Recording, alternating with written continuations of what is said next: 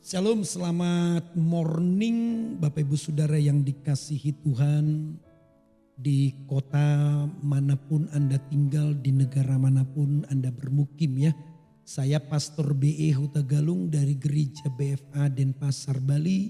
Menyapa Anda sehat, kuat, makmur, panjang umur, awet muda, diberkati oleh Tuhan. Masih melanjutkan catatan-catatan dan peristiwa apa yang pernah Tuhan lakukan sebagai cara kita mengenal, memahami betapa sangat mengagumkannya Tuhan mencintai dan mengasihi saudara. Sekarang kita lanjut pada Kejadian pasal yang kedua, kitab Kejadian pasal yang kedua, ayat yang keempat sampai ayat yang ketujuh. Ya, diulas kembali, demikianlah riwayat langit dan bumi pada waktu diciptakan. Ketika Tuhan Allah menjadikan bumi dan langit, belum ada semak apapun di bumi. Belum timbul tumbuh-tumbuhan apapun di padang. Sebab Tuhan Allah belum menurunkan hujan ke bumi dan belum ada orang untuk mengusahakan tanah itu. Tetapi ada kabut naik ke atas dari bumi dan membasahi seluruh permukaan bumi. 7. Ketika itulah Tuhan Allah membentuk manusia itu dari debu tanah dan menghembuskan nafas hidup ke dalam hidungnya. Demikianlah manusia itu menjadi makhluk yang hidup. Saudara, saya bisa melihat bagaimana luar biasanya manusia itu dalam karya ciptaan Tuhan. Langit, bumi, cakrawala, kemudian juga galaksi dan segala sesuatu yang ada padanya diciptakan Tuhan dengan berfirman. Hari pertama sampai hari yang kelima. Semua yang ada di bumi ini dengan segala kemegahannya dijadikan lewat berfirman. Tapi hari yang keenam manusia itu dijadikan dari debu tanah.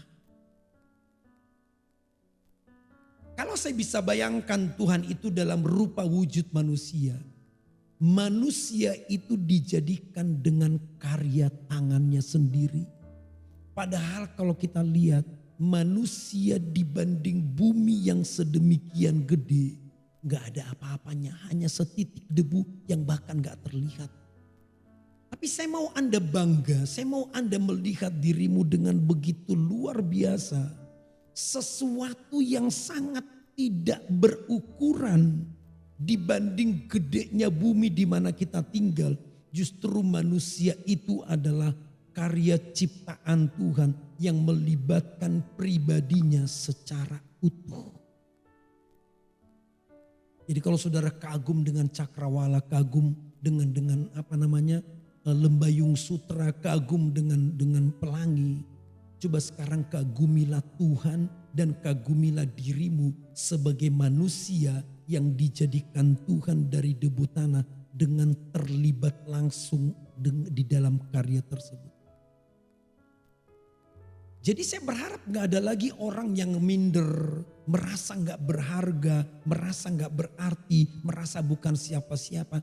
Coba lihat, manusia itu diciptakan, dijadikan dengan keterlibatan penuh Tuhan berkarya. Jadi jangan lagi ada yang merasa dirinya gak berharga, gak berarti, bukan siapa-siapa.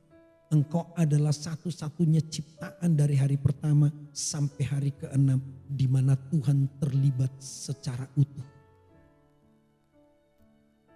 Dan gak berhenti sampai di situ, saudara. Kemudian Tuhan menghembuskan nafas hidup ke dalam hidungnya. Demikianlah manusia itu menjadi makhluk yang hidup. Sekali lagi, hidup yang kita beri ini tidak dia jadikan lewat ucapan, tapi dia berkarya dan terlibat penuh. Dia hembuskan nafas hidup dari rohnya sendiri, dari hidupnya sendiri, sehingga manusia itu menjadi makhluk yang hidup. Saya mau sampaikan betapa mulianya, betapa berharganya manusia. Untuk menghidupkannya saja dia menganugerahi makhluk itu lewat rohnya sendiri. Jadi cobalah lihat dirimu, hargai dirimu. Nah, kalau Tuhan memperlakukanmu sedemikian tinggi, kalau Tuhan memperlakukan manusia sedemikian mulia, kenapa kita menjadi khawatir, kenapa menjadi cemas, kenapa tawar hati menghadapi masalah, pergumulan? Harusnya itu nggak perlu terjadi. Ketika saya sadar bagaimana luar biasanya Tuhan terlibat penuh dalam penciptaan manusia. Hari ini saya berkata, saya ndak khawatir, saya ndak takut. Sebab untuk menghidupkan manusia itu, Dia menganugerahi nafas hidup dari rohnya sendiri. Maka hari ini saya mengajak Anda untuk percaya. Engkau berharga, engkau mulia, engkau dikasihi, engkau diberkati, engkau sehat, kuat, makmur, panjang umur, awet muda, dan berlimpah anugerah dan kemurahan Tuhan. Amin. Jangan pernah khawatir, jangan pernah takut, jangan kecut, jangan tawar hati. Sebab yang menghidupkanmu adalah roh Tuhan sendiri. Amin. Tuhan Yesus memberkati dan shalom.